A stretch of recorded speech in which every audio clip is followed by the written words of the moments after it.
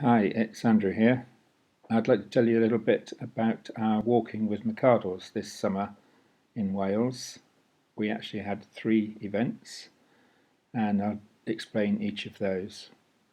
By the way, the photographs in the presentation are very nearly all by Dan Chambers, including this rather spectacular one of approaching the summit of Snowdon with the cloud coming and going.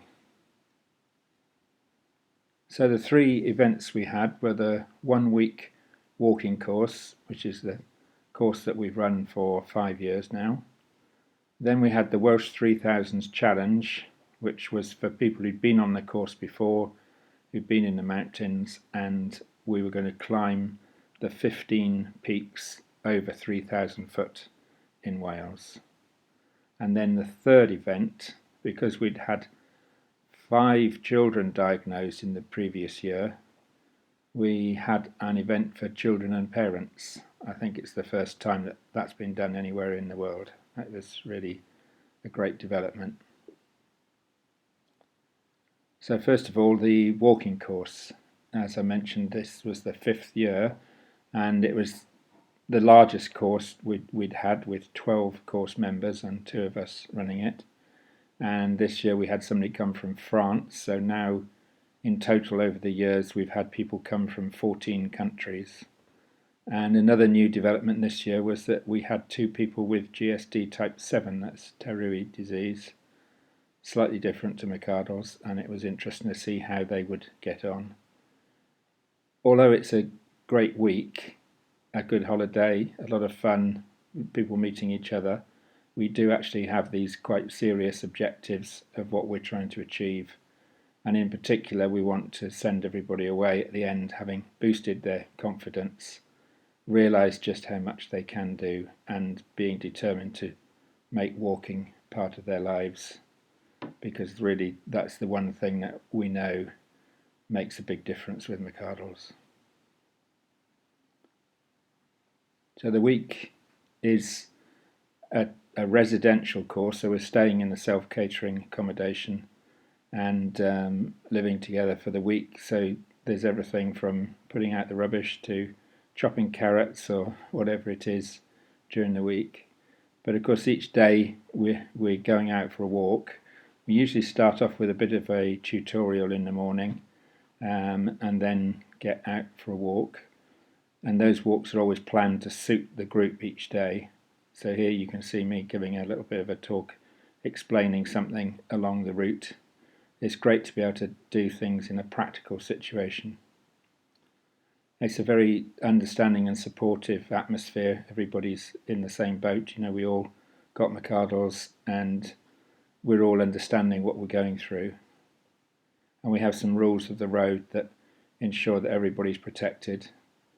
Things like going at the pace of the slowest, and if you want to stop, you just stop and everybody will stop with you. We don't make a fuss about it, just wait till you're ready and we move on again. So each of those daily walks will be chosen to suit how people are getting on, and through the walk there's usually opt-out points where you can get in the support car if you've decided that you've had enough for the day.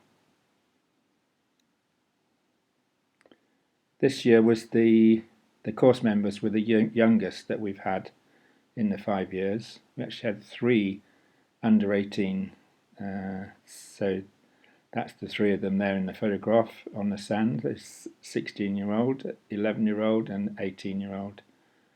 And it was a bit of a challenge for me having younger ones, because they were a bit more surprising, shall we say.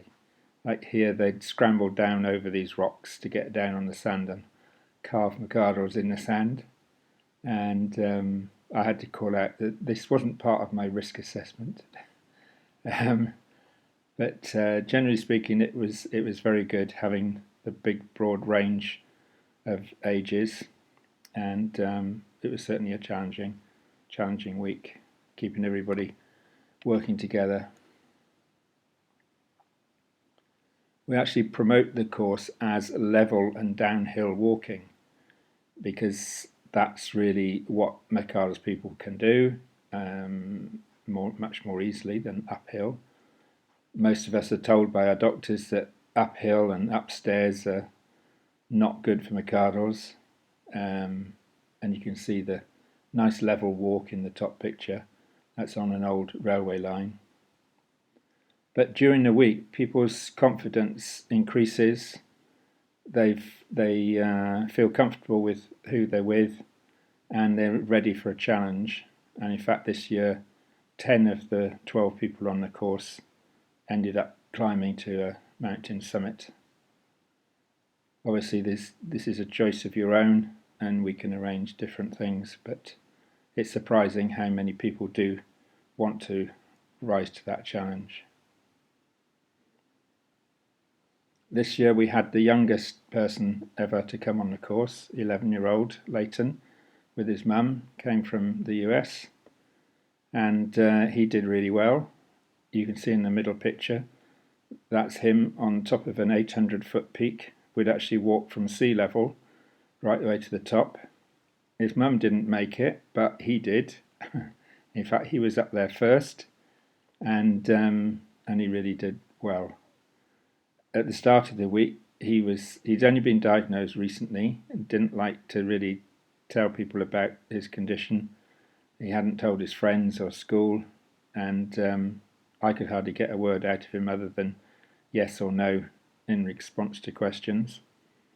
But by day 5, here he is sitting in the most exposed spot you could find with his mates, all the other youngsters, sitting there chatting about how they get on and what they tell their friends and how they're finding the course and so on.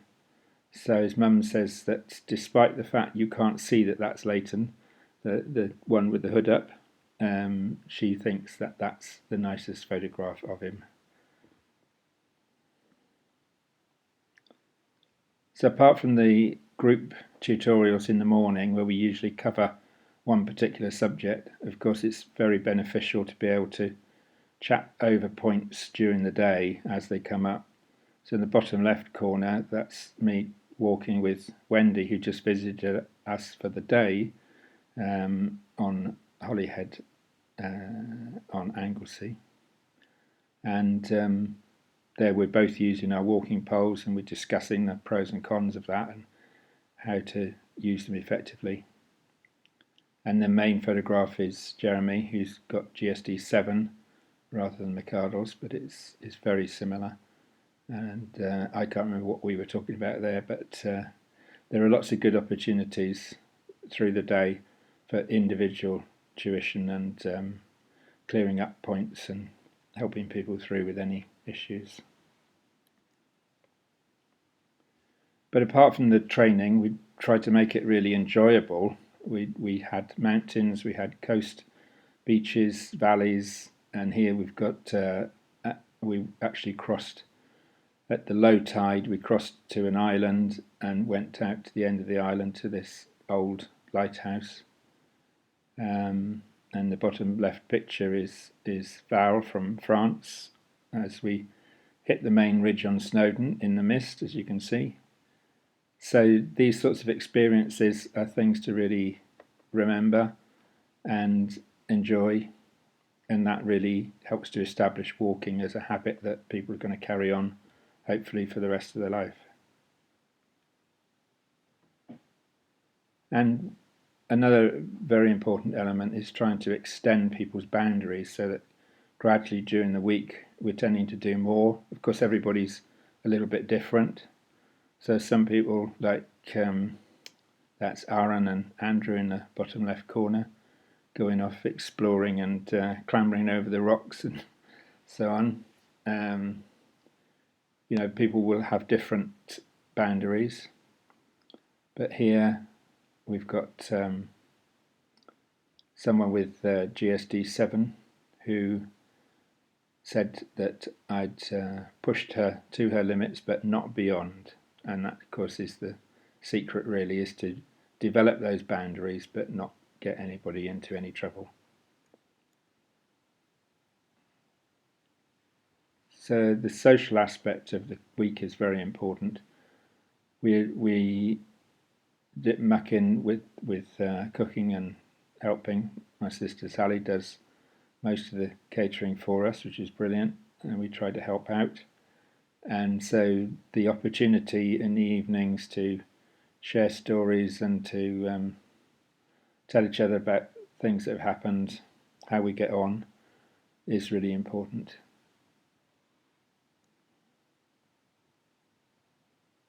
So now moving on to the Welsh 3000s. So this is the challenge week where we were aiming to climb 15 peaks over 3,000 feet.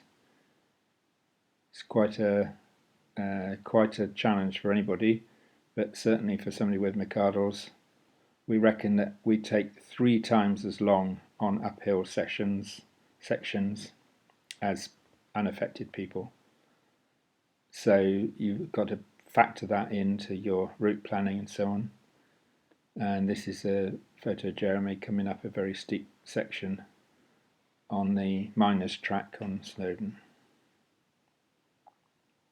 We had terrible weather for both weeks. We had the odd good day, but generally speaking, it was rain and low cloud and high winds and a bit crazy. But you can see here this group, they'd climbed all the way up Snowdon, and when we got to the top, you couldn't see a thing. It was complete whiteout conditions, but everybody was pretty happy about it. But then we found that there was no chance of getting the train down. There's a tourist train that goes up Snowdon. It was completely chock-a-block, and we were going to have to walk down. But luckily, as we came down out of this mist, it was actually it turned out a lot nicer. We got out of the cloud, and it turned into a bit more of a nice evening. Of course, when we're up on the mountains in these sort of conditions, having a group with McArdle's does give some extra risks, really. If anything went wrong, we haven't got quite the same reserve and things as other people. I can't just send 2 people running to go and get help. So we have to be careful to plan accordingly, and it affects routes, and assessing people's abilities and things is really important. There were some good times, good bits of weather. This was a day on Snowdon when the clouds broke for a while, and you can see we're above the cloud level. That's down in the valley behind a peak called Cribcoch. And this is Nikki from the Netherlands, who's obviously from the Netherlands. She's not used to walking in mountains, but we had a really great view there. We actually, because of the bad weather, we achieved 9 of the 15 summits, but it was actually 64 person peaks that we did, if you see what I mean. 9 people and, about 7 people different days, and 9 peaks. It ended up 64 person peaks that we achieved. You can see one of the difficult spots here, what I call the bad step. A bit of scrambling over some rock, not very long, but again, rest before risk, to rest up before we go through a section like that. So we've got a little bit more reserve. And there we are again, disappearing into the clouds. On one day we did actually decide to abort the route because we'd done 2 peaks. We were going to go on for another 2, but I had to decide that people were getting cold and wet, and we decided to take an escape route down instead. McArdle's people often get told that they can't do stairs, and they believe they can't do stairs, but my message was, oh yes you can. This was a place called South Stack Lighthouse, and we came down 405 steps from the headland down to a bridge across to an island where the lighthouse is, and then we reversed, went back up those 405 steps just as a challenge, just as a bit of fun, and 9 of us did it, and we came through with no injuries, and everybody enjoyed it. At the top people were standing around chatting and saying what good fun it was. The key thing is taking the time, just go as slowly as you need and rest whenever you want to. We had the opportunity to look at the view and so on, so it was good places to stop, but we just took our time and could achieve that without any McArdle injury. It's equivalent to something like 30 stories of an office block.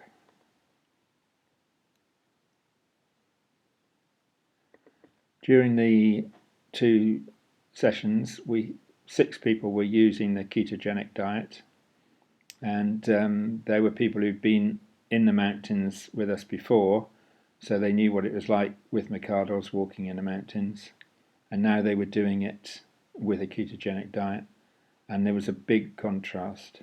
The thing that struck me particularly was one time when we left the car and walked up a lane. It was quite steeply uphill right from the start, straight out from the car, and people were walking up there at a pretty normal pace for non-McArdle's people and not having to rest at all. It was really quite surprising.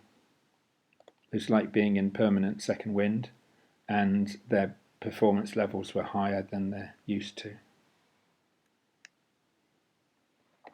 Now on to the third event, the children and parents event. We had children of 5, 6, 11, 16 and 18 with us for 2 days, and this was the first time that we'd had children with McArdle's together like this. On the left we've got Lucy in the front in the pink, and on the right we've got Jacob in the yellow. They're the 2 youngest. They got on really well, and we were just having a bit of a lark around, going to pretend to lift this piece of stone in 6 seconds, of course. There was no way we could lift it, but everybody around there has got McArdle's or Jeremy with type 7, except for one interloper who's to the right of Jacob, and that's Harry, his brother, who's really good at looking after Jacob, and he wanted to join in. But round there we've got people from England, Wales, America, Germany, Ireland and the Netherlands, all grouped together in our children and parents event. So we had the youngsters, but also some fairly young people who were sort of carrying over from the other events. And altogether we had 10 siblings and parents involved, as well as the young McArdle people. So we really were able to teach techniques for second wind and zigzag, the 30 for 80, the 30 seconds rest for 80% of your immediate energy supply, the 6-second rule, of course, and even the use of walking poles. I think probably the youngest ones were the ones who gained enormously, but everybody did. This is a great example of Lucy meeting up with her hero Dan. So much easier for the youngsters to learn from other young people than from an old man like me. And we actually walked from this level underneath this bridge to get up to the level of the road to go walk across the bridge. And on the way up, Lucy decided she needed to stop, and she sat down on the pavement, and Dan sat down with her. And Lucy's got used to using the zigzag technique, and whereas she used to hate any sort of slope in the road, now she takes it in her stride and she knows how to handle it. We tried to ensure that there were some memorable experiences so that it would reinforce the positive experience that they'd had in meeting people with McArdle's and learning things, but also memorable things that would really reinforce all of that. Hopefully fix it in their minds for years to come, that it was good fun, they enjoyed it, that there's nothing wrong with having McArdle's, and that they'd learnt these techniques which they'd remember for ages. Here's our group at the end, So everybody in there is McArdle's plus Jeremy with type 7 and Dr. Rosquin Liven in red at the back. He came to visit us for the day, and that was really quite nice to see people, particularly the youngsters, in a real life situation rather than just seeing people for half an hour or an hour in clinic. It was really great to have her there. And that's the end of our walking in Wales. Bye.